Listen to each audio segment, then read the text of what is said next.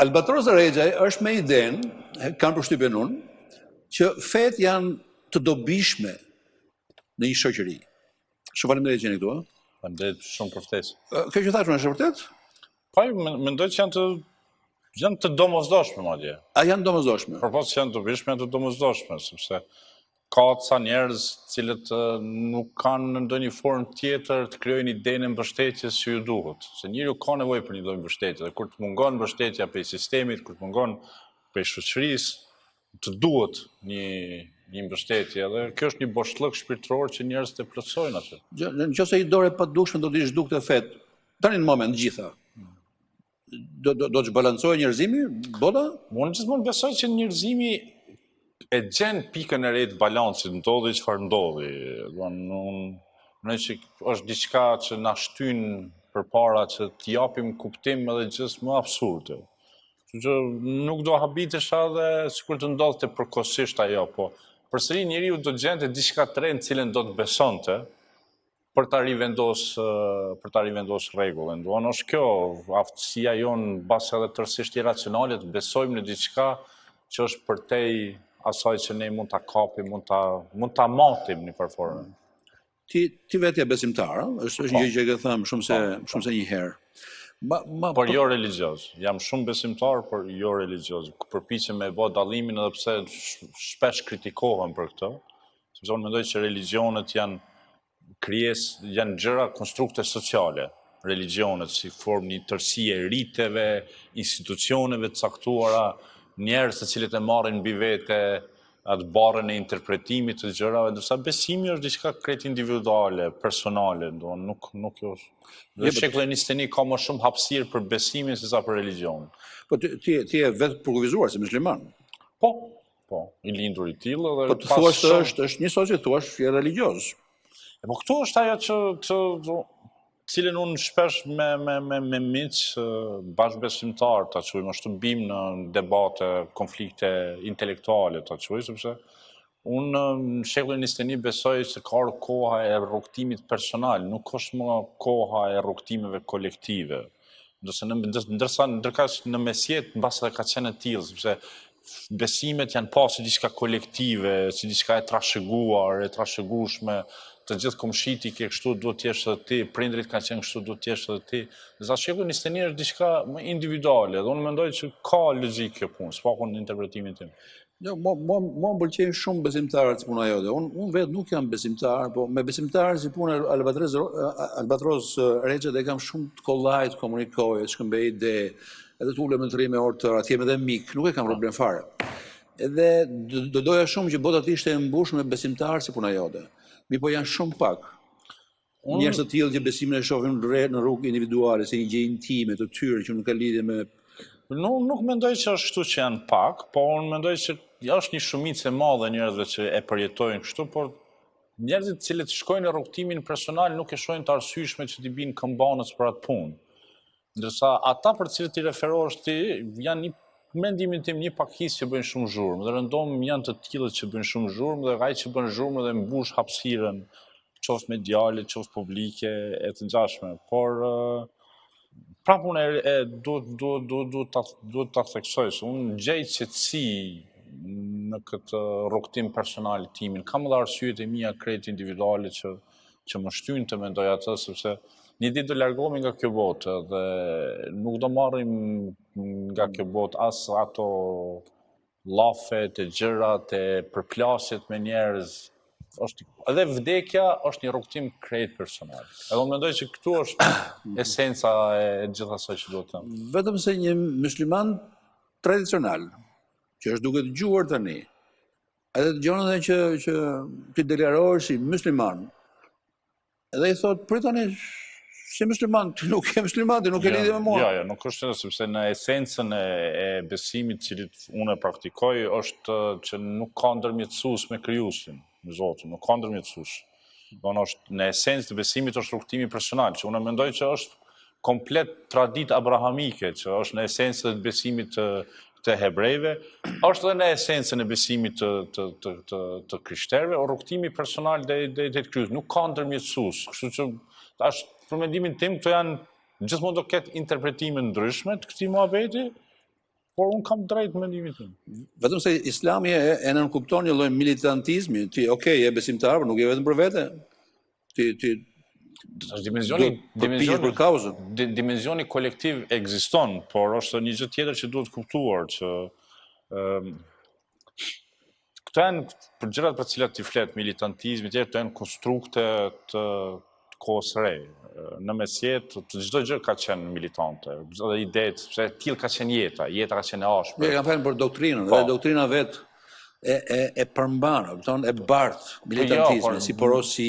Jo, sepse sikur të ishte ashtu, për shembull në 23 vjet të jetës së profeti ka luftuar më pak se 2 muaj tërsi. Do 23 vjet profeci, do lufta ka qenë më pak se 2 muaj, që është një indikator që pastaj shembujt janë praktik paqja me të gjithë. Karta e Medinës është njëra prej dokumenteve më liberale që ekzistojnë në historinë e njerëzimit. Faktikisht në studiuesit e pranojnë që është Karta e Medinës. Karta e Medinës. Është bazë dhe asaj që sot njihet si ligji humanitar. Ligji humanitar, Konventa Gjenevës në esencë, traditat shkojnë deri dokumenti i parë është Karta e Medinës, që bazohet në trajtimin human të tjerëve, bashkëjetesa me të tjerët.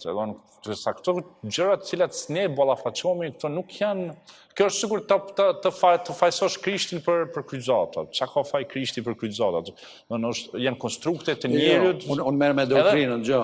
Po edhe interpretimi militant i doktrinës është konstrukt religjioz, të quaj njerëzve, të cilët e shohin besimin si instrument pushtetit. Këtu unë e bëj dallimin, sepse institucionet religjioze i shërbejnë vetvetes, nuk i shërbejnë njerëz. Në mesjet nuk ka qenë blasfemi të sfidosh institucionet religjioze. Sot e kemi luksin të sfidojmë institucionet religjioze, sepse ata janë njerëz, janë njerëz si të gjithë të tjerë, bëjnë gabime si të gjithë të tjerë, bëjnë mëkate si të gjithë të tjerë, dhe nuk mund t'i fshehin mëkatet e gabimet e veta në emër të faktit që unë jam njeri religjios, përfaqësoj besimin. Jo, ne kemi të drejtë të sfidojmë ata njerëz. Këto doktrina militante janë konstrukte njerëzore, nëse shikojmë, nëse lexojmë Biblën, mund të gjejmë edhe në Bibël shumë elemente që thuash është doktrinë shumë militante, sepse e prezanton krijuesin si të ashpër, kështu bëj këtë, bëj atë, por ka edhe gjëra të tjera. Po, nuk e di, unë fokusohem gjithmonë tek doktrina. Unë besimtarët i kam gjanur, edhe ata që janë radikale dhe janë besimtarë përpiqen t'i kuptoj, por unë duhet merrem me doktrinën, kupton? Edhe fjala vjen te doktrina islame, le të marrim institucionin e martirit. Po, që ekziston në të gjitha religionet. Edhe aty lihet në kuptuar, madje nuk lihet në kuptuar, thuhet troçë, kupton që kush jep jetën për Allahun i ka të hapur atë dyert e paraqes. Kjo është pjesë e doktrinës. Unë e di që mund ta lexosh në mënyra të ndryshme dhe mua më pëlqen leximi që i bën ti, doktrinës. Po ka shumë njerëz që lexojnë në mënyrë literale edhe i fusin frikën dynjas. Po, absolutisht. Prapë po e them në këtë që interpretimet të ndryshme janë pjesë e sfidës që ne kemi si shoqëri njerëzore. Koncepti martiritetit, dëshmorit në rrugën e drejtë, në rrugën e Zotit, është po ashtu tradita abrahamike, gjenat e hebrejt e gjenat e krishtere. Domethënë gjithë tradita krishtere është përplot të shenjtor që janë bazë. Parajsën e premton në rrethana të tilla vetëm Islami. Po ndrejtë, po ajo është e nënkuptueshme. Koncepti i martiritetit ekziston në të gjitha. Por kjo nuk është një gjë tjetër, që kjo nuk nënkupton që tash ka mënyra si e lexon, por vetëm një njeri i drejt mund të vdes në rrugën e drejtë. Kjo është koncept shumë i gjerë, kjo nuk do të thotë që një akt të shpërlan ty nga një jetë e tërë, ose nga gjëra, ose unë besoj në atë që nëse në këtë bisedën po e bëjmë në supozimin që e pranojmë faktin që ka një krijues i cili do të gjykojë të gjitha, edhe gjykimi i takon vetëm krijuesit, nuk i takon njerëzve për ta bërë. Kështu që gjithmonë do ketë njerëz që do të mendojnë që kështu ta them kështu.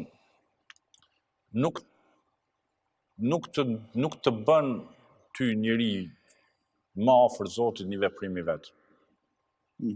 ose një gjë, është pak më e komplikuar kjo. Kjo është njëjtë sikur në kohën e kryqëzatave, njerëzit që kanë menduar që nëse shkojnë edhe bëjnë ato veprimet që kanë bërë qytetet e tëra, i kanë ngul kokat në hunje, krimet të tmerrshme, i ka afruar ata njerëz më afër Zotit. Është dallimi është qëndron që në mesjet nuk ka ekzistuar mendimi racional mbi ato veprime. Sot në shekullin 21 ekziston mendimi racional dhe është shumë e rëndësishme se ekziston mendimi racional, mundësia me shpreh mendimin racional dhe këto veprime janë dënueshme. Por ndryshe nuk do ishin dënueshme, do kalonin ashtu si gjë e drejtë për të bërë. Ti një ateist e quan racional? Po, unë mendoj që një besimtar i vërtet e pranon mendimin e sidomos të një ateisti, duhet me pranon. Për arsye sepse në çdo gjë mund të ketë sforcim, por nëse je besimtar, atëherë pranon faktin që në të gjitha mund të ketë sforcim, por nuk mund të ketë sforcim në të drejtën për të besuar. E drejta e dyshimit, mos ta pranosh krijuesin, është një drejtë që vetë krijuesi ja ka dhënë njeriut. Unë besoj në 5 parimet që janë shumë të rëndësishme, duhet të cek. Në jetë zgjedhim a do martohemi, a s'do martohemi. Është zgjedhja ajo. Në jetë zgjedh a do kesh fëmijë, a s'do kesh fëmijë, përpos thonë është aksident, po dhe ajo është një lloj zgjedhje se e ke bë, e ke ditë, dhe kur ke qenë i pakujdesshëm, pakujdesia gjatë aktit seksual ka qenë një lloj zgjedhje. Pastaj zgjedh a do të punon, a do të shkollohesh, ç'a do bësh. Nuk mund të zgjedhësh kë e ke prind, edhe nuk mund të zgjedhësh cilit populli takon. Edhe çka është më e rëndësishme, nuk mund të këto janë gjëra të cilat janë përcaktuar, por një detaj është shumë e rëndësishëm. Ai thotë ti duhet të zgjedhësh vetë nëse don ta pranosh rrugën drejt krijuesit apo jo. Këto 5 janë pjesë shumë toksore tona, ndërsa ky është një rrugtim shumë individual. Edhe nëse je besimtar i vërtetë, nuk mund ta gjykosh dikë tjetër pse është ateist. E vetmja gjë që mund të them është mund të shpresoj që ta gjesh rrugën e drejtë. Kjo është e vetmja. Po ti mendon që identiteti fetar i njerëzve është diçka që ka të bëjë me zgjedhjen, kanë zgjedhur ata? Absolutisht është çështje e zgjedhjes. Absolutisht është çështje e zgjedhjes. Identiteti fetar nuk trashëgohet. Thotë përpiqu ti edukosh fëmijët, ti edukosh fëmijët në një rrugë caktuar, por nuk trashëgohet. Praktikisht është e kundërta. Kroatët janë katolik, nuk është se kanë zgjedhur. Janë katolik sepse janë kroat. Po, jo, vetëm është një gjë, sepse edhe serbët thonë, edhe grekët. Banorët e Peqinit janë musliman, jo sepse kanë zgjedhur. Janë nga Peqini, prandaj janë musliman. Jo, po kjo është, si thonë, identiteti është konstrukt shumë fluid. Ti e trashëgon një normë nga prindërit. Por nuk do të thotë që ti rritesh si i tillë. Pastaj, njerëzit mund të deklarohen diçka, mund të jenë diçka tjetër. Sot jetojmë në një kohë të lirisë ku nuk mund të gjykosh ti njerëzit. Jo, edhe në Kroatë edhe në Peqina, që unë i përmenda, ata janë të lirë ta braktisin, të bëjnë zgjedhjen e tyre. Potencialisht ata mund ta braktisin fenë e tyre, mund marrin një fe tjetër, por praktikisht nuk parandodh. Me përgjithsisht njerëzit kanë një fe të caktuar, jo sepse e kanë zgjedhur, sepse e kanë pas prindërit e tyre, sepse i përkasin një shoqëri të caktuar. Bile Albatros, për të bërë një arsyetim të dartë të ateizmi im, një nga gjërat që nuk pëlqen të fet, ka të bëjë me faktin që ata përgjithsisht kanë një vizion ekskluziv të fesë tyre dhe thonë që ti nëse nuk vdes musliman apo i krishterë, por marrim 2 fetë tona kryesore, ti e ke të sigurt vendin në ferr. Edhe unë bëj pyetjen si ateist, që është e drejtë që dikush të shkojë në ferr për diçka që nuk e ka zgjedhur vetë. Fjala vjen për herën e kaluar, nuk e di, ose para 2 herësh në këtë studio thash, është e drejtë që gjyshja ime të shkojë në ferr nëse feja e vërtet do të jetë e krishtera. Gjyshja ime ka vdekur si muslimane. Është e drejtë që gjyshja ime të shkojë në ferr se vdisi si muslimane, ndërkohë që ai nuk dinte gjë që ishte Jezu Krishti. Se kishte idenë. Unë si intelektual, kam pak probleme me qasjen përjashtuese të religioneve, sepse kur gjitha religionet janë përjashtuese. Për atë jam gjithnjëherë afër në kuptimin që duhet të bëjmë dallimin mes dogmës edhe besimit. Religionet janë përjashtuese, hindusët besojnë që vetëm hindusët do shpërblehen. Krishterët mendojnë që vetëm krishterëve u takon parajsa. Hebrejt mendojnë që ata një popull i vogël, vetëm ata janë rrugë të drejtë, gjithë njerëzimi tjetër 6 miliard janë rrugë të gabuar. Muslimanët e mendojnë po të njëjtën. Unë besoj në mëshirën e krijuesit. edhe unë besoj në ato që gjithë jemi krijesat e tij, edhe gjithnjë më kujtohet në një prej rrugtimeve të mia, se unë ka bërë shumë rrugtime në kërkim të përgjigjeve shpirtërore. Kam kërku.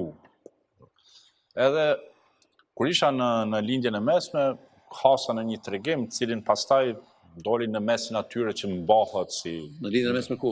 Në lindjen e mesme kam shetit vendet të shenjtë e lindjen e mesme, Jerusalem, Mekë, të gjitha ato, ku pastaj në Egjipt. Kur njëri si ty është atje, ka ndonjë lloj ekzekutimi të veçantë? Ka në fillim dhe pastaj e kupton që të gjitha ata janë vetë vdekatarë, mëkatarë se të gjithë ne të tjerët. Mjetojnë madje disa në atë kuptimin që e përmendet ti që është një kontekst social që ti duhet, atje feja është pjesë e identitetit shoqëror. Jo domosdoshmërisht identitetit personal, po identiteti shoqëror duhet ta mbajnë njerëz caktuar fasadën. E shekte, nëse rrin një kohë e vrenë që ata janë vdekatarë, mëkatarë si të gjithë ne.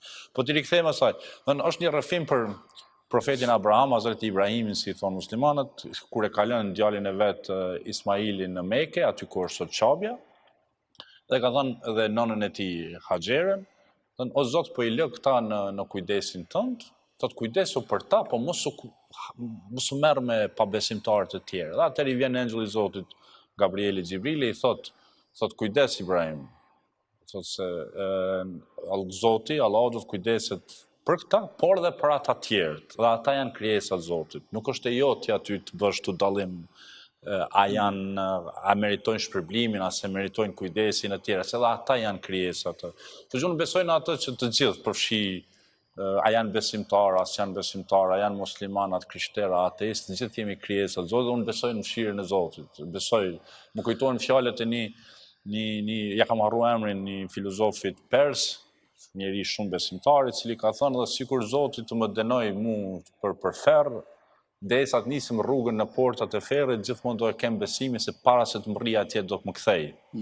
Sepse unë besoj në mëshirën e Krijuesit. Përndryshe kjo botë do merrte të fund shumë, Mustafa, do merrte të fund një kohë të gjatë. Në terma fetar, mua vjen keq fakt që këtu bisedat janë të shkurtra, dhe nuk është e para që e them, sepse shpeshherë kur kam të ftuar me cilët biseda rrjet kështu si një lumë e mirë, siç po rrjet kjo e jona, do doja që të vazhdonte. Edhe kemi edhe pak minuta. Në terma fetar, shoqëria kosovare është ndryshme nga shoqëria jonë këtu? Ka dallim, sepse në Kosovë besimi është diçka më i konsoliduar. Ne nuk kemi pasur atë dogmën komuniste të ashpër, sikur që ka qenë në Shqipëri. Për fat mirë apo fat keq? Për fat mirë, mendoj. Sepse kur ka një traditë fetare të konsoliduar, nuk ka hapësirë shumë për interpretime ekstreme. Shqipëria është, në mendimin tim, është vendi ekstremeve. Ke pjesë janë shumë konservative, ke pjesë janë ekstrem liberale. Kosova është pak në ujëra më mesatar. Por, si popull, si andej, si këndej, ne i përqafojmë idetë ekstreme. Në kontinuitet, komunistët më të poshtër në rajon kanë qenë komunistët shqiptarë. Edhe më të poshtër komunistët kanë qenë komunistët shqiptarë në rajon. Ke parasysh aty në Prishtinë apo tu në Tiranë? E kam fjalën në rajon, në Ballkan. Komunistët më të poshtër kanë qenë shqiptarë. Ka pas komunistë edhe grekë, edhe serbë, edhe malazezë, edhe kroatë, por nuk kanë qenë kaq të ashpër sikur që kanë qenë shqiptarë. Kështu që nuk më habit se edhe në ide të reja ekstreme, shqiptarët dalin si më të ashprit. Kjo ka të bëjë me gjenetikën tonë, jo me përqafimin kur miksohen ashpërsia jonë kështu si njerëz. Unë këtë problem kam me shqiptarët e mi kudo që janë, konsideroj që jemi shumë të ashpër, sidomos me njëri tjetrin, do të jemi pak më të butë. Edhe tash gjen një prehje se po bëmi ashpër në emër të Zotit. Unë nuk po e bëj në emër të Zotit. Kjo nuk justifikon ose në emër të komunizmit, ose në emër të kombit, apo një ide tjetër. Ato nuk të justifikojnë, nuk të shpërlajnë. Ne do të jemi pak më të butë. Si në Kosovë, si në Shqipëri, si në Maqedoni, do të jemi pak më të butë. Unë kam përshtypjen që ne këtu, për shkak të natyrës më multifetare e shoqërisë, këtë tolerancën e kemi adoptuar pak më shumë se sa në Kosovë, si vlerë, tolerancën ndaj tjetrit. Po toleranca ekziston në Kosovë. Sepse atje është Unë jam i lindur i rritur në Prizren, kur në Po 300 metra janë... monofetare. Unë jam i lindur i rritur në Prizren, që 3 religione kanë bashkjetu, do të thotë, në 500 metra. Ke pas xhamin e Sinan Pashës, që është me minaren më të lartë në Ballkan. E ke manastirin Kishën Ortodokse dhe ke katedralen katolike që janë në 500 metra të gjitha. Ke dëgju ezanin, e ke dëgju komont kambanat e Kishës Ortodokse, kambanat e katedrales katolike dhe për njerëzit ka qenë që jam më e rëndomt. Ti shkon për të faltorët në xhami? Po, unë i kam vizitu, do të thonë, të gjitha faltorët, janë më pjesë të jetës sime ku unë gjej pak qetësi, aty e ndjen atë energjinë, se njerëzit që shkojnë aty shkojnë të projektojnë një lloj paqe, një lloj kërkese për paqe, kështu që po, janë vendet mira meditimi, reflektimi. Për atë dhe në doktrinën e besimit që unë i takoj, thotë që nuk është me rëndësi tempulli çfarë është vend ku i lutet Zotit, dhe kjo është diçka e mirë. Vetëm se nga vizioni fetar që ke ti edhe nga lidhja që ke ti me besimin, më duket pak e tepër që ti e përkufizon veten në terma fetar. Ti je një besimtar shumë sportiv, shumë mendje hapur, tolerant. Po unë mendoj që këto janë tolerancë. Po fetë janë të asociuar me fanatizmin në një farë mënyrë. Po, për këtë unë përpiqem edhe kjo në vetvete hap debat, sepse jetojmë në një kohë ku njerëzit interpretojnë gjërat shumë në mënyrë sipërfaqësore. Kjo fanatizmi i cilin e përmendti, militantizmi, posesiviteti, këto janë vetit këtyre konstruktive sociale që unë identifikoj me religionin, si konstrukt njerëzor religionin. Besimi si rrugtim personal i njerit individual, shpirtëror, drejt krijuesit, nuk le hapësirë për këto gjëra, nuk le hapësirë. Edhe unë mendoj se këto janë parime, besojnë ato që janë parime esenciale të besimit asaj, sepse nëse Zoti na thotë duaje komshiun, ndihmoje të varfrin, ndihmoje të pastrehet, madje thotë kujdesu edhe për robërit e luftës, mos plaçkit, mos vrit, mos bë, ku është hapësira për militantizëm, ku është hapësira për fanatizëm? Nëse thotë mos vrit, nuk ta jep drejtën me vrarë dikën në emër të Zotit, sepse ose thotë mos vrit, ose të jep leje për vrarje. Nuk ka as një shembull ku jepet një gjë e tillë. Ka doktrina formulime ambigë sa duhet. Po tash si thon ka edhe një gotën po e pa, ti këtu që është mund të jetë gjysmë e mbushur, gjysmë e zbrazur, varësisht si e sheh. Por unë këto i shoh të gjitha që i përmend ti, unë i shoh si sfida të besimit. Sepse nëse ne dëshirojmë si njeri të jesh më afër krijuesit, atëherë duhet përqafosh të vlerat humane. Janë sfidat besimit kjo. Në sa më të ashpër që jemi, ne jemi më larg krijuesit. Sa më dashamirës, sa më të butës, sa më tolerant, sa më mirë kuptues, do të jemi më afër krijuesit. Këto janë sfidat besimit. Po unë kështu i kuptoj. Tash dikush mund të më thonë, do të bish dakord që leximi që i bën ti, kupton, edhe qasja jote është jo fort ortodokse, je qenë një rradhë në botën e besimtarëve. Unë mendoj që ka shumë si unë që mendojnë. Tjetra është jo të gjithë kanë mundësinë të dalin dhe të shprehin televizion për ato gjëra. Pse po them ka shumë si ne që mendojmë, si unë që mendoj. Për marrim shembull realitetin ku ne jetojmë. Nuk ka përqafime masive të ideve ekstreme të popullit ynë. A jetojmë ku dhe nuk ka përqafim masiv të ideve ekstreme. Mund të ketë një heshtje përballë të keqes, po përqafim masiv të ideve ekstreme nuk ka. Dhe kjo është tregues që shumica e njerëzve në vetvete e përqafojnë në një lloj interpretimi të tillë. Falenderoj shumë që ishe këtu. Faleminderit ty për ftesë. Dhe të mirëpres edhe në raste të tjera në këtë studio për të folur edhe për gjëra të tjera. Për politikë ti nuk paraflet. Po për momentin unë thon. Jo për momentin, gjitha momentet s'ke fol për politikën. Jam duke i rezistuar tundimit që të flas për politikën dhe arsyeja është shumë e thjeshtë. Unë konsideroj që në vendin tonë, dhe me vendin tonë mendoj gjithë shqiptarët kudo që jetojnë, prej politikës është arratis arsyeja. Ka një kohë arsyeja është arratis. Racionaliteti është arratis. Ne flasim me tone shumë të ashpra, bëjmë akuza shumë të rana, akuza për cilat shkohet në burg, edhe asgjë nuk ndodh. Edhe kjo është, me faktin që është aratis arsyeja për diskursit publik, për mënyrën se si menaxhohet jeta, përfshi edhe politikën, mendoj që është një nga shkaktarët që dhe njerëzit me rroga të mira po ikin nga Shqipëria e Kosovë.